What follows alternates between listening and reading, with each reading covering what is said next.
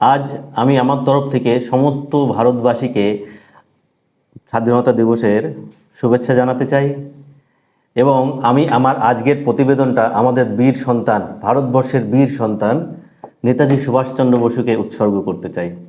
সেই সঙ্গে একটা কথা বলতে চাই যে এই বীর সন্তান, ভারতবাসীর বীর সন্তানকে যারা আজকে এই কালিমা লিপ্ত করেছে বা কালিমা লিপ্ত করার চেষ্টা করছে, এরা সমাজের অ্যাকচুয়ালি একটা ক্যান্সার। এই ক্যান্সারকে বাদ দেওয়াটা সমাজ থেকে ভীষণ ইম্পর্ট্যান্ট। নেতাজি সুভাষচন্দ্র বসু কোনো প্রশংসার মহতাজ রাখে না।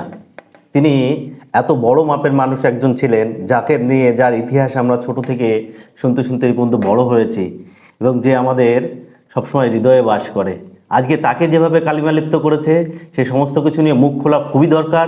আর এই সমাজের ক্যান্সার যারা এই টাইপের কথা বলেছে, এত বড় একজন মানুষকে নিয়ে, যারা সারা পৃথিবীর মানুষ যাকে সম্মানের নজরে দেখে সম্মান দেয়, কিন্তু সেই বাংলার ছেলে, সেই বাংলার ভূমিপুত্র, সেই বাংলার মানুষ আজকে তাকে কালিমালিপ্ত করছে, এটা মেনে নেওয়া যায় না।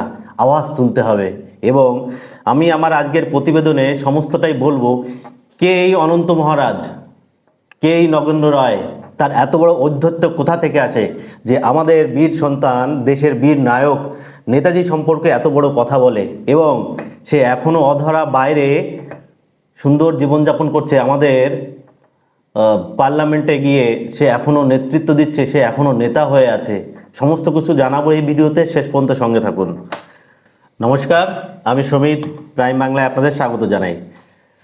সবার আগে আমি আপনাদেরকে একটা ভিডিও ফুটেজ দেখাতে চাই। এই নগেন্দ্র রায় উর্ফ এই অনন্ত মহারাজ, তিনি কি বলেছেন, আর এই নগেন্দ্র রায় অনন্ত মহারাজ কীভাবে বলেন, আর কোথায় তার সাম্রাজ্য বা কি তার ঔদ্ধত্য, সমস্ত কিছু বলবো। আগে ভিডিওটা দেখে নিন।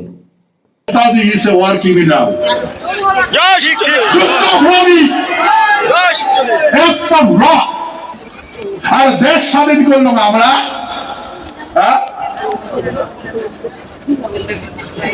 তারা বলে সিরাই সিরে বলে নেতা আছে, রঙে রঙে নেতা আছে।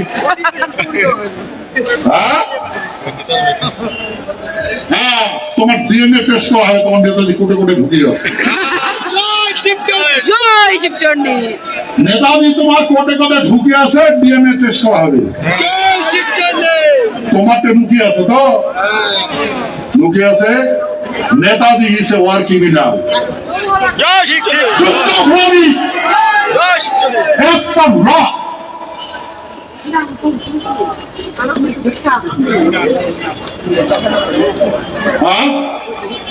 আন্দামান নিকোবর দখল করছে, জাপানে দখল করছে, জাপানে দখল করছে। তাহলে দেখলেন আমাদের দেশের নায়ককে নিয়ে কি মন্তব্য করেছেন। এবার ইনি রিসেন্টলি তার ফেসবুক হ্যান্ডেল থেকে ক্ষমা চেয়েও একটা পোস্ট করেছেন। এবার সেটা শোনাচ্ছি। তার ক্ষমা চেয়ে পোস্ট করার মধ্যে যে ঔদ্ধত্যটা দেখতে পাচ্ছি আমরা, সেটা খুব ভালো করে লক্ষ্য করবেন। দেখুন, ভিডিওটা দেখুন। নেতাজির প্রতি সম্মান জানিয়ে বলছি, নেতাজি সম্পর্কে আমার অনিচ্ছাকৃত কিছু বক্তব্যের জন্য কেউ যদি মানসিকভাবে আঘাত পেয়ে থাকেন, তার জন্য আমি আন্তরিকভাবে দুঃখিত। এবার আমরা জেনে নিই এই নগেন্দ্র রায় উর্ফ অনন্ত মহারাজ কে, অ্যাকচুয়ালি কোথাকার মানুষ, তার এই অধ্যত্ব কোথায় আছে, কোথার থেকে আসে, বা তার এই মহারাজের এই যে মহারাজ, সো কল্ড মহারাজের রাজত্বটা কোথায়, ভালো করে জেনে নিই। ইনি একজন কোচবিহারের একজন রাজবংশী সম্প্রদায়ের নেতা। তিনি উত্তরবঙ্গে রাজবংশী সম্প্রদায়ের একজন নেতা। এই যে মহারাজ আখ্যা তিনি নিজে দিয়েছেন। ক্লাস 8 পাস একজন ব্যক্তি, আসাম থেকে পড়াশোনা করেছেন, ক্লাস 8 পর্যন্ত একজন ব্যক্তি পড়াশোনা করেছেন। তিনি আজকে আমাদের নেতাজির অবদানকে নিয়ে পাঠ পড়াচ্ছেন। বিজেপির রাজ্যসভার সাংসদ অনন্ত মহারাজ নগেন্দ্র রায়, তাকে এই রাজ্যসভার টিকিট দেওয়া হয়েছিল 2023 সালে। তখন থেকে তিনি এখনও বিজেপির রাজ্যসভার সাংসদ আছেন। এই যে মহারাজ, সো কল্ড মহারাজ, ইনি GCPA মানে গ্রেটার কোচবিহার পিপলস অ্যাসোসিয়েশনের একটা মেম্বার, যাদের কাজ হচ্ছে কোচবিহারকে আলাদা একটা রাজ্য জন্যে তাদের লড়াইটা দীর্ঘদিন ধরে লড়ছে, কিংবা ইউনিয়ন টেরিটরি করার জন্যে লড়ছেন, তিনি তার একজন। আর তিনি সেই ইউনিয়ন টেরিটরি বা রাজ্য কোচবিহারকে আলাদা করে নিয়ে আলাদা রাজ্য বানিয়ে সেখানকার সিএম হবে, এই হচ্ছে তিনি। ক্লাস 8 পাস একজন ব্যক্তি, সে নেতাজি সুভাষচন্দ্র সম্পর্কে আমাদের পাঠ পড়াচ্ছেন বা তার অবদান নিয়ে একটা কথা বলছেন। যে নেতাজি, যখন আমরা ভাবতে পারি না এই যুগে দাঁড়িয়ে, সেই নেতাজি 1941 সালে ভারত থেকে ইংরেজদের নজর এড়িয়ে পালিয়ে আফগানিস্তান হয়ে সোভিয়েত ইউনিয়ন, এখনকার রাশিয়া হয়ে জার্মানিতে গিয়ে আজাদিন ফৌজ গঠন করে, জার্মানি থেকে জাপানে যায়, জাপান থেকে 3 বছর পরে তিনি আসেন আন্দামান নিকোবরে। 1943 সালে ভারতবর্ষের প্রথম জাতীয় পতাকা উত্তোলন করেন নেতাজি সুভাষচন্দ্র বসু। সেই নেতাজি সুভাষচন্দ্র বসু, যার সম্পর্কে এই লোক কথা বলছেন, এই যে সোকল মহারাজ কথা বলছেন, কি উদ্ধত্ত! আমি আরো কড়া ভাষায় বলতে চাই, কি তার অকাত! 1943 সালে ফার্স্ট তিরঙ্গা উত্তোলন করে পোর্ট ব্লেয়ারে, তাকে নিয়ে কথা বলছে, তাকে নিয়ে কটূক্তি করছে, তার চরিত্র দাগ আনা হচ্ছে, তাকে ওয়ার ক্রিমিনাল বলছে। শ্রী শুভেন্দু অধিকারী মহাশয় ড্যামেজ কন্ট্রোল করার অনেক চেষ্টা করছেন, কিন্তু এই যে ড্যামেজ, এটা মন থেকে মেনে নিতে পারবেন কেউ? নেতাজি সুভাষচন্দ্র বসুর অপমান কেউ মন থেকে মেনে নিতে পারবেন? তার অবদান কেউ ভুলে যেতে পারেন? কে ছিল নেতাজি সুভাষচন্দ্র বসু? কার সম্পর্কে কথা বলছে? কোথায় কথা বলছে? সেই বাংলার মানুষ, বাংলার বীরকে কলুষিত করছেন। তারা এখনো জেলের বাইরে ঘুরে বেড়াচ্ছে। 85টা ফেসবুক পোস্ট ডিলিট করা হয়েছে। আমি বলতে চাই, যারা এই টাইপের 8 পাস ছড়ক ছাপ লোকের অনুগামী, যারা তার কথা শুনে নেতাজির নামে কলুষিত করে ফেসবুক পোস্ট করতে পারেন, সোশ্যাল মিডিয়ায় লিখতে পারেন, বা আমি এর মধ্যে দেখেছি একজন স্কুল টিচারও আছেন। কি পড়াশোনা করে সে টিচার হয়েছে? কোন দেশের বই পড়েছে? সে চাকরিটা পেয়েছে কি করে? কোন ইতিহাস পড়েছে? কিসের ইতিহাস পড়েছে? এগুলো আমার জানার খুব দরকার। 5 জন গ্রেপ্তার হয়েছে সোশ্যাল মিডিয়ায় লেখার জন্য, 5 জন গ্রেপ্তার হয়েছে।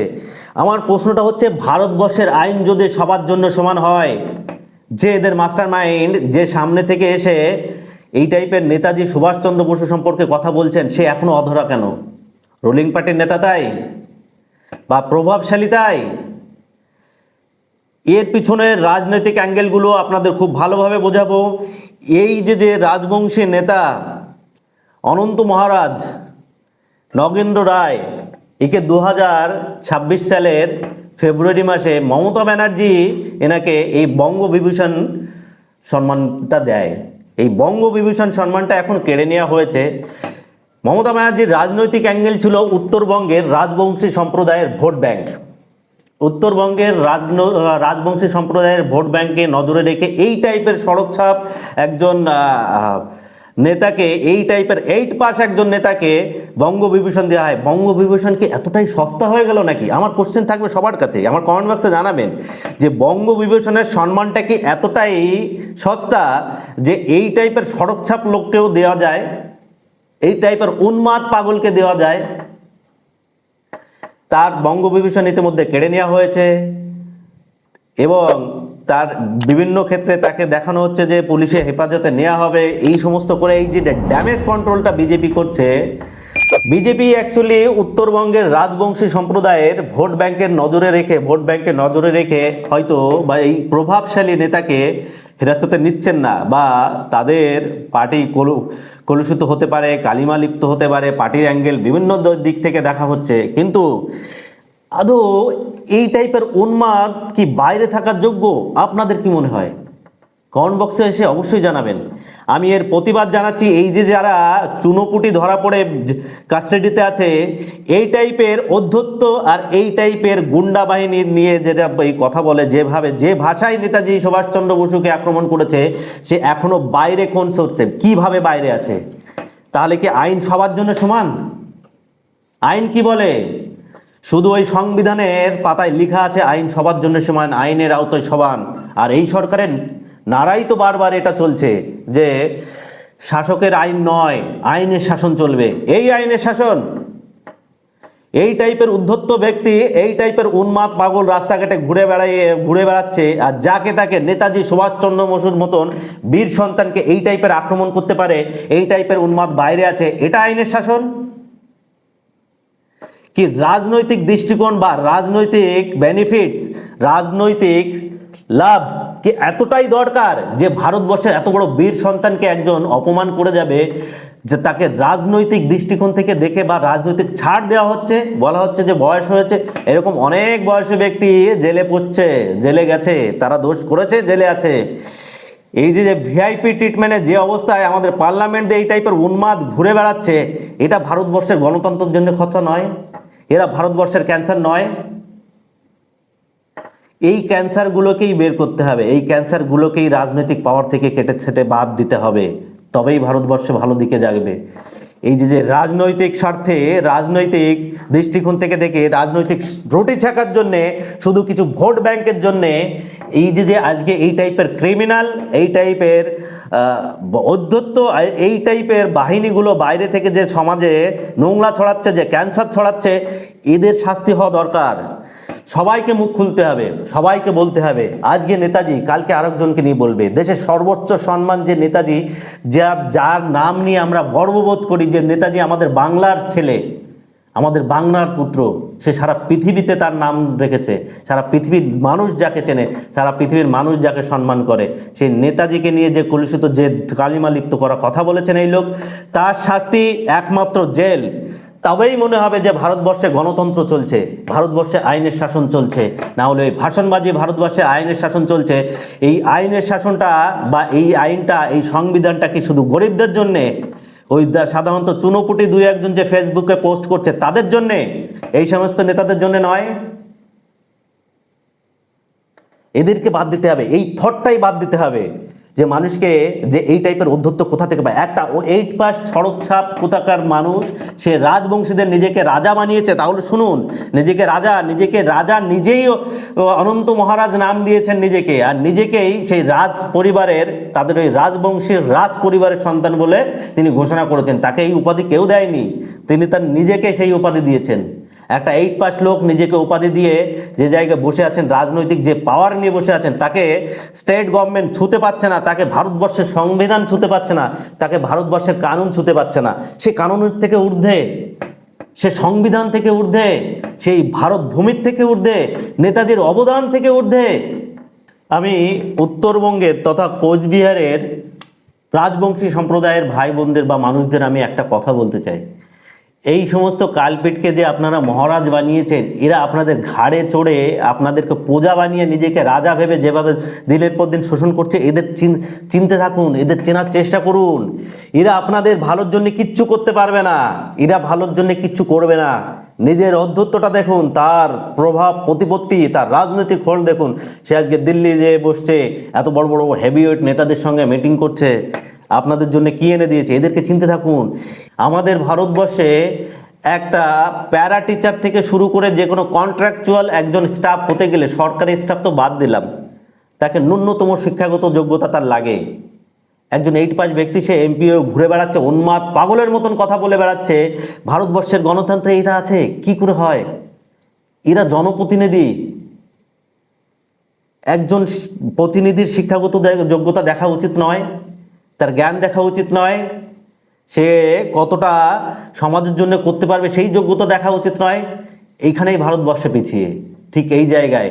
আজকে এড়া গাড়া নাথুগাড়া যে সে পার্লামেন্টে গিয়ে ভাষণ দিচ্ছে, আর আমাদের দেশের বীর সন্তানকে নিয়ে যা খুশি তাই বলে যাচ্ছে, আর আমরা তাকে মহারাজ করে মাথায় তুলে নিয়ে নাচছি। এই সংস্কৃতি থেকে বেরোতে হবে, এই রীতি থেকে বেরোতে হবে, এদেরকে জবাব দিতে হবে। বা বিজেপি সরকারের স্ট্যান্ডটা দেখব, সে একজন রাজনৈতিক প্রতিভাশালী বলেই ভোট ব্যাংকের জন্যে তাকে যে আইনের ঊর্ধ্বে ভাবা হচ্ছে, সে আইনের ঊর্ধ্বে থাকতে পারে, এবারে সংবিধানের ঊর্ধ্বে, সংবিধানের মাথায় বসে থাকতে পারে। এটা বিজেপি সরকার কিভাবে ডিল করে, বা বিজেপি সরকার এর শেষ কোথায় দেখে বা কি করে দেখে, সেদিকে নজর থাকবে। আমরা রোজ আওয়াজ তুলবো, রোজ কথা বলবো, এই টাইপের কালপিট, এই টাইপের ক্যান্সারকে নিয়ে রোজ আমরা কথা বলবো। সাধারণ চুনোপুটে দু একজনকে ধরে ভরে দিলেন বা সেটাকে ড্যামেজ কন্ট্রোল হয়ে গেল, তার বঙ্গবিভূষণ কেড়ে নিলেন, ড্যামেজ কন্ট্রোল হয়ে গেল। বঙ্গবিভূষণ দূরের কথা, একে ইমিডিয়েটলি কাস্টাডিতে নেওয়া উচিত, ইমিডিয়েটলি একে অ্যাকশন নেওয়া উচিত। ভারতবর্ষের খাচ্ছে, ভারতবর্ষে চলছে, ভারতবর্ষের সমস্ত কিছু করছে, ভারতবর্ষের সিকিউরিটি গার্ড তাকে সিকিউরিটি দিয়ে নিয়ে যাচ্ছে, আর সেই ভারতবর্ষের বীর সন্তানকে সে অসম্মানিত করছেন, আর সে উন্মাদের মতন বাইরে ভারতবর্ষের সুবিধা ভোগ করে যাচ্ছেন দিনের পর দিন। আর তাকে আমরা রাজা বানিয়ে মাথায় তুলে নিয়ে যেভাবে ঘুরে বেড়াচ্ছি, মাথায় তুলে যেভাবে বসে আছি, এই সংস্কৃতি থেকে বেরোতে হবে। এরা কেউ নয়। এদেরকে যে আপনি খুব বড় মাপের কিছু ভাবছেন বা বড় মাপের নেতা বা অনেক পাওয়ারফুল কিছু, আমার আপনার মতন সাধারণ মানুষ ভোট দিয়ে, আমার আপনার মতন সাধারণ মানুষ গান গেয়ে এদেরকে এই জায়গায় তুলেছি। এরা কিছু নয়। নেতাজি সম্পর্কে কিছু বলার মহতাজ রাখে না। নেতাজি সারা ভারতবর্ষকেই, সারা পৃথিবীর লোক তাকে চেনে, সারা পৃথিবীর মানুষ তার ইতিহাস জানে।